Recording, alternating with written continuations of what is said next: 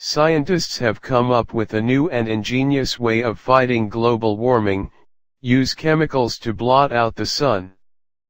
Whether we'll then have to fight and do everything else in the shade, the research doesn't quite spell out.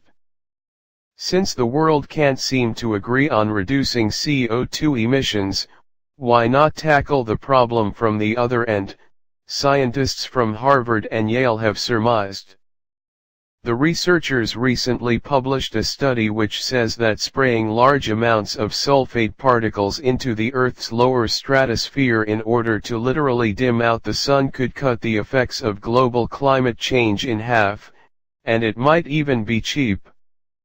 With all the excitement over the hypothetical and highly uncertain and ambitious plan, there are no guarantees that it will not actually make things worse in a catastrophic sort of way. There is a suspicious lack of information about what dimming the sun could possibly do to those of us who rely on it for basic things, like growing food, or not freezing to death.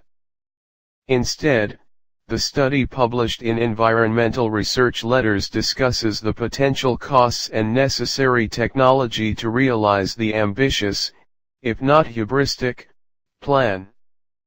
The researchers discuss a variety of potential ways to accomplish the large-scale geoengineering project: planes, balloons, or even just shooting chemicals in the air with large guns. Even apart from that, there's a fairly serious problem with the proposal: no aircraft currently exists that could actually deliver the payload.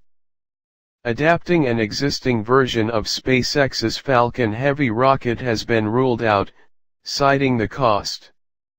The proposal suggests a launch could be accomplished within 15 years, with an initial cost of around $3.5 billion, followed by another 15-year running period costing an additional $2.5 billion, a relatively low price given the scale and significance of the project, they argue. An initial fleet of 8 ships would initially expand to nearly 100 in order to deploy the necessary amount of chemicals around the world.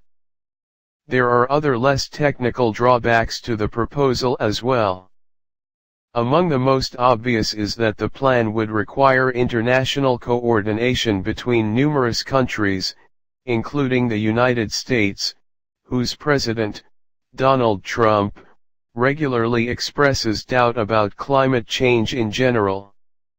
Dr. Phil Williamson, an honorary reader at University of East Anglia, critiqued the proposal, saying that nations which continue to experience extreme climate events might then consider that solar geoengineering had been responsible and would need to be compensated. In other words, cutting the Earth off from the heavens might be a real liability issue. Others have critiqued the strategy for being a band-aid response that ignores the actual causes of the problem.